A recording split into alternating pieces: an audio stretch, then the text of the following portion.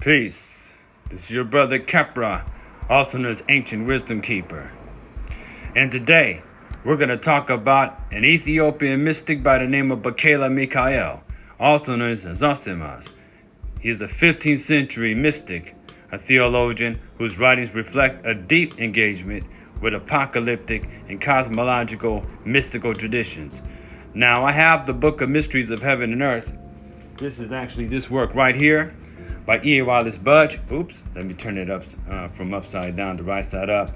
And as you can see, it's also forwarded by R.A. Gilbert. So it's a book called The Mysteries of Heaven and Earth. And it's something that you're going to want to check out because it's a text that blends Ethiopian Orthodox theology with esoteric revelations. His work also is part of a broader tradition of Ethiopian sacred literature that includes visionary texts like things we have gone over before, First Enoch and the Bandit of Righteousness and so on. But his voice is distinct in its philosophical depth and mystical symbolism.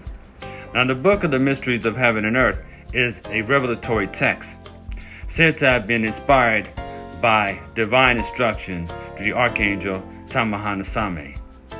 And it includes the hidden architecture of creation, the structure of the heavens, and the spiritual laws governing the cosmos.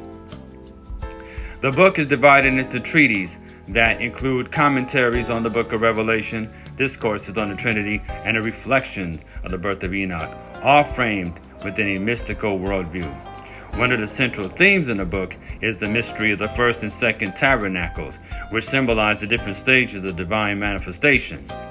The first tabernacle represents the heavenly realm, the dwelling place of God and the archangels, while the second tabernacle reflects the earthly temple, a mirror of divine order.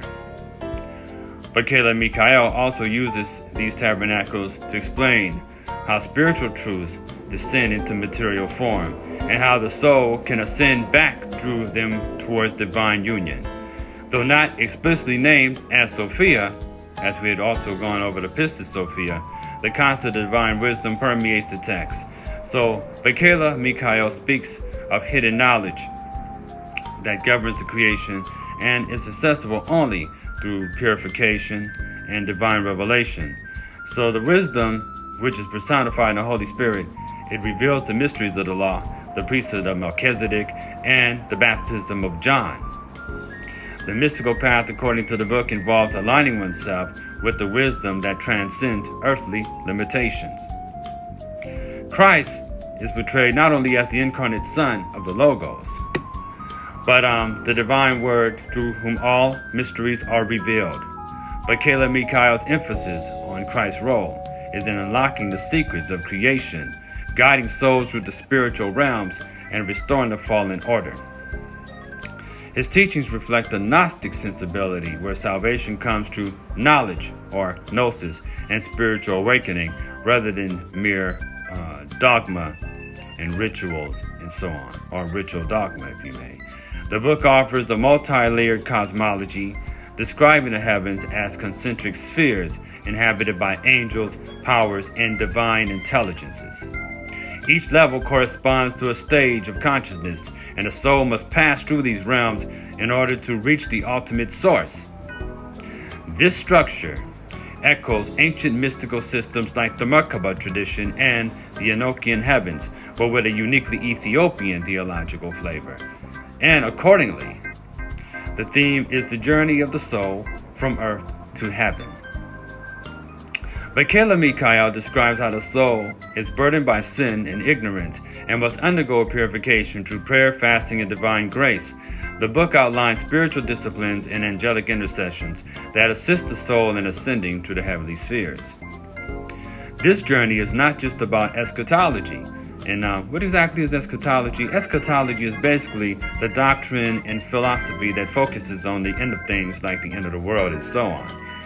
However, it is an inner transformation towards divine likeness. And the final section of the book includes a commentary on the Book of Revelation, interpreting its symbols through a mystical lens. Bakhayla Mika'el sees the apocalypse not as a destructive end, but as a revelation of hidden truth. The beast, seals, and trumpets are metaphors for for spiritual trials and cosmic transitions and the unveiling of divine justice, and its interpretation blends Ethiopian Orthodox theology with visionary mysticism. Now, the language of the book is rich in symbolism.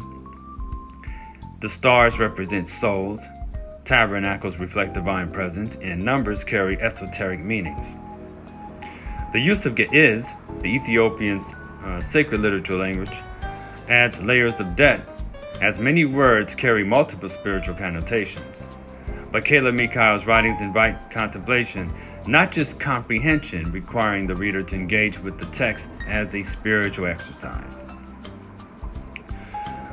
Though lesser known outside of Ethiopia, the Book of the Mysteries of Heaven and Earth remains a cornerstone of Ethiopian mystical literature. It reflects a fusion of biblical tradition, apocalyptic vision, and esoteric theology, offering insights into the nature of God, the cosmos, and the soul. For modern seekers, it serves as a map, a spiritual accent, a guide to unlocking the mysteries that lie beyond the veil of ordinary perception. Well, my sisters and brothers, we're about to wrap this up, but you may have noticed that I've been giving real basic introductions on the past subjects, but soon I'm going to go over each and every one of these subjects in fuller detail, where I explain the esoteric knowledge behind these subject matters, as well as Enoch, the Merkaba, the Banner of Righteousness, and so on. I hope to see you then. Until then, this is your brother Kepra Bata, aka Ancient Wisdom Keeper, signing off. Peace and blessings to you and your family.